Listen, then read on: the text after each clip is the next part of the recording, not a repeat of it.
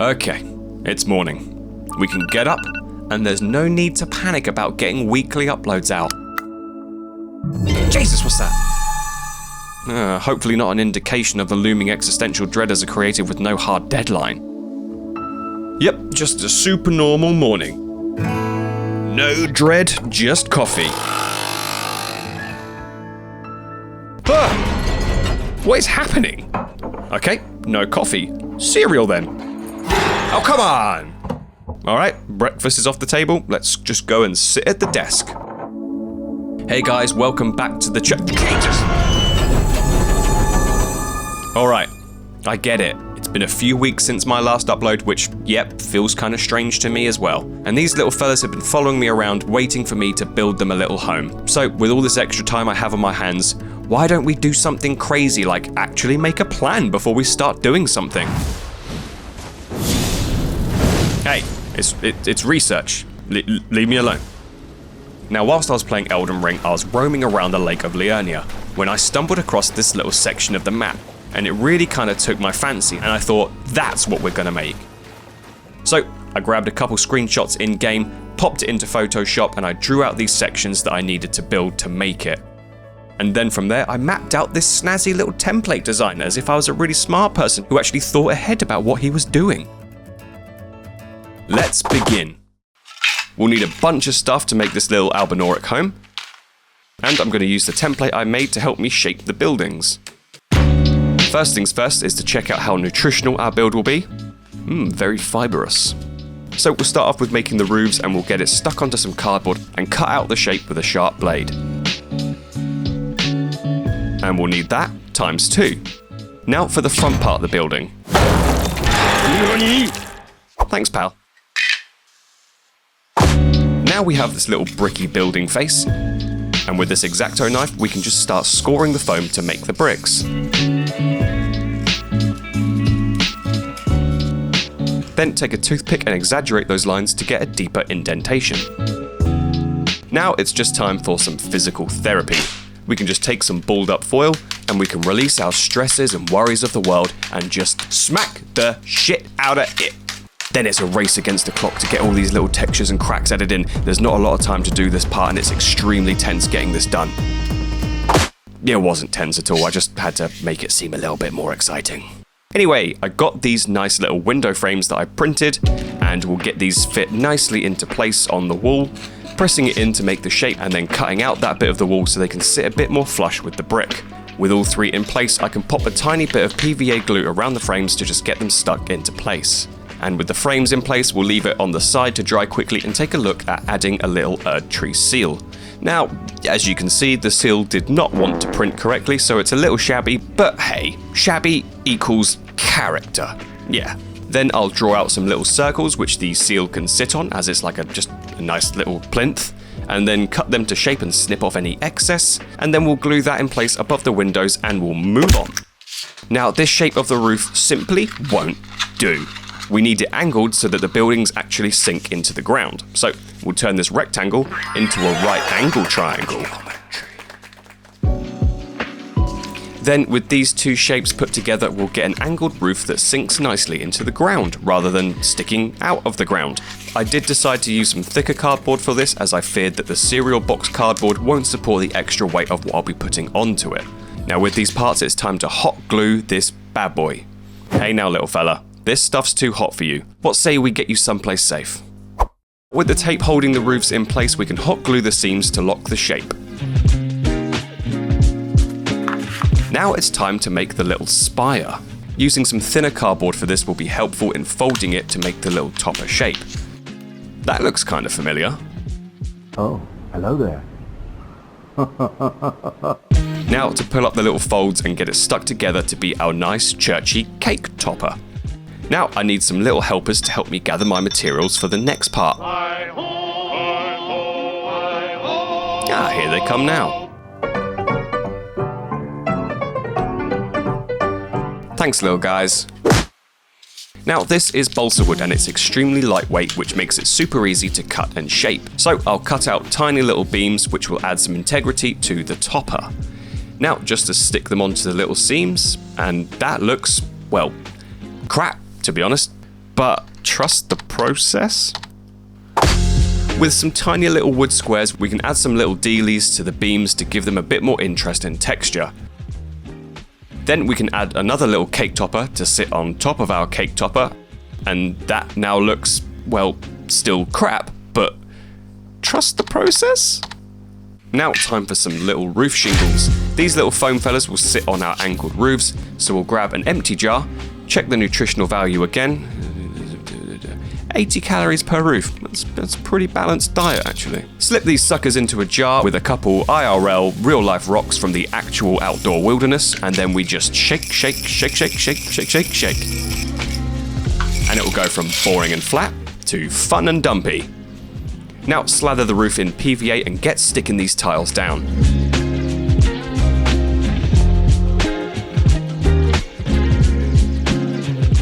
Hot glue again, and we can get this roof attached to its wall. And now that's looking like a building, I guess. But now I need to find some bigger bits of wood. Thanks again, little friends. Now with this thicker oblong of balsa wood, I can hot glue it to the seam in the roof just to give us that nice big supporting frame. Then a couple little smaller ones cut to size to sit on the sides. Then a little gribbly block to sit at the front to help support the spire, and then we can hot glue the spire onto it. Now that we have the main roof shape built, I want to create little broken tower blocks that are sort of scattered around these roofs. Thanks again, guys. Using the same materials and techniques as we used with the roofs, I can create a little block tower that's broken off, and then using the power of mitosis, I can make two of them. With 2 blocks made, it's time to create another spire in the same shape, so I cut out this little doohickey and another cardboard topper and stuck them together. Then I can get to adding loads of little details using more balsa wood and foam, just to make it look a bit less, well, shit. And there's a little tower. Now with 2 of these roofs built, I can start mapping out the whole thing. 1 delivery of toxic cake pops for you, deliciously poisonous. So onto a thin slice of wood, I can start placing our little buildings. Now I'll try and match everything to the reference photos that I took in game so that, you know, it matches. Since my earlier foil bashing, I have built up a bit more internal rage, so I need some extra foam to release more anger out on. Disrespect your surroundings! Much better. Let's get all of this glued into place. And using the stress release foam pieces that I cut earlier, I'll start building up some layers on the ground so it's not just flat. It is well documented that Albinaurics are not flat earthers. Okay, it's starting to come together. I dislike it less now, so that's good. Now time for a cursed milkshake. Ingredients being Mod Podge, black paint. Mix that up and goop it all over the building. Then with a little grey zenithal highlight blasted from above, which I did off camera, we get this nice little monochrome scene. Now time for the forbidden Nutella. Yeah, it looks good enough to eat. Don't eat that. Don't eat that. After battling my impulsive thoughts to spread this on some toast, I decided to spread it across the ground instead to, you know, make ground. Then just a couple of layers of lighter and darker browns around the base, and we're ready to begin painting the buildings. Beginning with just a big, light, dirty coating of grey across all the buildings will brighten everything up a tad so we can start adding some variation of colour. So let's get adding those paints then. A nice beigey browny colour will stand out nicely for the window frames, and also the same colour can go on the Erdtree seal above. Then on each brick I'll start varying up different browns, greys, greyy browns, browny greys, just to start adding a bit of interest and texture, keeping the tones not too dissimilar from each other, but different enough to stand out from one another. Then just do the exact same thing on the roof tiles, making it look like a very bland bag of pick and mix. Then a couple little browny woody tones for the woody parts, and then we can move on and do all the same things again to the little broken tower blocks. Now we are missing one thing from all of this though. Let's all say it at the same time, okay? Loose bricks. Loose bricks. Good job, team. So I'm just going to dot around some PVA glue across the muddy mounds and start dropping around our little loose bricks. You may be asking yourselves, wouldn't it have been easier to paint all these bricks together at the same time to save you the hassle of painting them individually after you've glued them down? And to that I say, shut up. Thinking ahead is for nerds, and I ain't a nerd. I mapped out this snazzy little template designer as if I was a really smart person who actually thought ahead about what he was doing. Now the secret sauce that makes everything cool, everyone say it with me, black wash. Yeah, black wash. Good job again, team.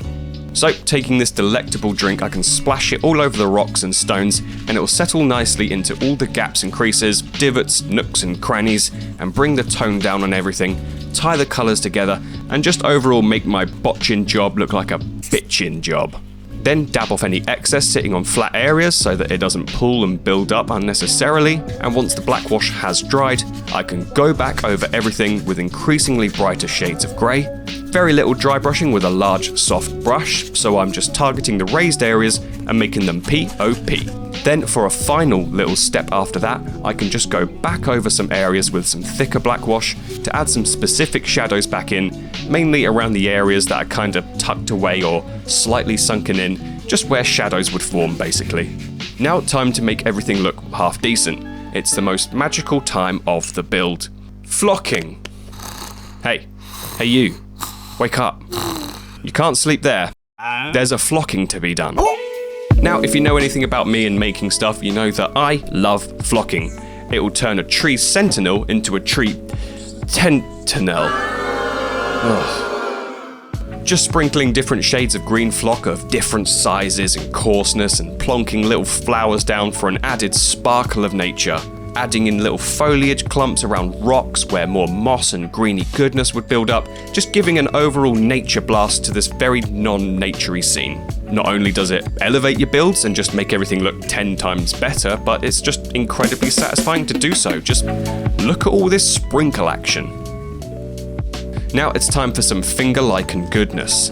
This creepy crawly green lichen is perfect for little thin strands of growing wall plants. I can just start building up in thin strands to make it look as if it's growing out of the walls and up around all the little details and cracks in the wall. Now for some more fun flockery. These are little clumps of stringy vines, and just like you would have with normal clump foliage, you can pick and pull it apart, but it's all attached by very fine strands so that once you pull it apart a bit, it kind of looks like ivy, so that's quite cool to have it growing all over the buildings. So this should be a fine addition to my collection. Now, I've said it before, and I'll say it again. Flocking can fix anything. Clog the toilet? Flock it. Car broke down? Flock it. Accidentally ripped open a wormhole and summoned a planet-devouring demon? Flock it. Now it's prime time. You're coming with me, pal. Now, I prime this little albie outside with a grey base, as they are indeed grey, and I'll start building up the skin tones, starting off with a sort of darkish grey-y bluey tone. Then I can add some mid-tones of greyish browny tones to start building up some variation, to which I can mix a dab of white into to give us the highlight tone and just pick out little shiny areas on Albie's little face just to start brightening it up. Nice. Now for that infamous albinoric drip. This little raggy tunic will get a basing of mid to dark brown, to which I can add a mid-brown and start bringing in some highlights around his little round tummy. Then finally a yellowy browny kind of tone to be the main highlight colour, just in the centre of these browns to really build up that colour transition. Then it's onto the shield and the club, both will get a dark brown base, followed by a mid-brown dry brush, then following that with a dry brush of a sort of khaki highlight. The little leaves I'll paint with a muted green so it kind of blends nicely into the brown a bit. And we'll finish off the little albie by painting the eyes black and then adding a small dab of UV resin, which I can cure under a UV torch to add a little shiny gloss to them. And there's our little froggy friend ready to go to his new home. I just need to replicate that a bunch more times. And the whole gang's back together at last. Now for the little tree that sits in the front left corner, I ordered a box of seafoam trees and you get these kind of perfect little tree looking things which are really good for trees. They're a bit too big for my scale, so I'll just break a little bit off, and it's still not quite the right shape for me as I kind of want it a bit lopsided and more built up on one side, so I can just start cutting and breaking off little branches and just start gluing them to this one so I can build the shape of tree that I want. Then with an airbrush and some brown paint, I'll give the tree an overall blasting to turn it from a dead broccoli into a healthy wooden tree. It's not wooden, it's made of wood, so it would be a wooden tree, but the tree's not made of wood. Ah! A quick blast with some spray adhesive and we can start adding some more flocking. Starting off with a deeper shade of green, I'll build out the bulk of the leaves, and the great thing about the seafoam is that you already have the branches perfectly shaped to support all the added greenery that you're putting on, so it's just kind of plug and play, really. Just build up as much or as little as you want and it should look pretty realistic. The further up the tree I go, I'll move up into some lighter tones to add in. As there's more exposure to sunlight, the further up the leaves are, and so the further up they are, the lighter they are, and that's how science works, isn't it? Then I can just sprinkle some brighter tones of flock powder just to give these leaves some highlights at the top. And there we have one beautiful, happy little tree. Now with a teeny drill, I can make a little hole in the front left corner where the tree can just slip into. Fill it with some hot glue and just let that tree blossom. I am flocked out. Now time to send these albies home. With some hot glue on their little bare feeties, I'll just start dotting them around in places I think they best suit. Then it's time for one last step, the water. Now I went and bought some perspex which needs to be shaped to size in order to create a wall for the resin to sit in. But even after scoring it with a Stanley knife, it's pretty tough stuff. And after I definitely didn't run away to Google how to cut perspex properly, I had the idea in my big brain sphere to clamp some heavy MDF to either side of the perspex and hey presto, I'm a genius. Definitely not Google, me. Big brain boy. Then it's just a case of taping the plastic walls to the base and then once safely in position, I can hot glue the corners to prevent any leaks. Now time for the resin. Into a separate cup, I'm mixing 1/2 clear epoxy resin and 1/2 resin hardener and just giving it a good old stirry. Then it's the totally nerve-wracking process of pouring viscous liquid all over your creation and hoping it doesn't ruin days of hard work. I'm in a glass case of emotion! With the resin in place, it needs to set for 24 hours, so I'll be back tomorrow to assess the damage. Well, it has set, so guess I can just break the walls off and take a look. Fingers crossed it's worked out okay. Seems okay so far, so I'll just take a sharp hobby knife and just trim off any of the unsightly gribblies to get it nice and neat. Super nifty, neat fun. Now for the final step is to add some gloss Mod Podge to the water to create some water ripple texture. Once I've got it dotted around all the places, I can just blow it around with an airbrush to get those lovely little ripple details. And finally with that, we can call it a day. And now we can just sit back and look at some of the Albinoric glamour shots.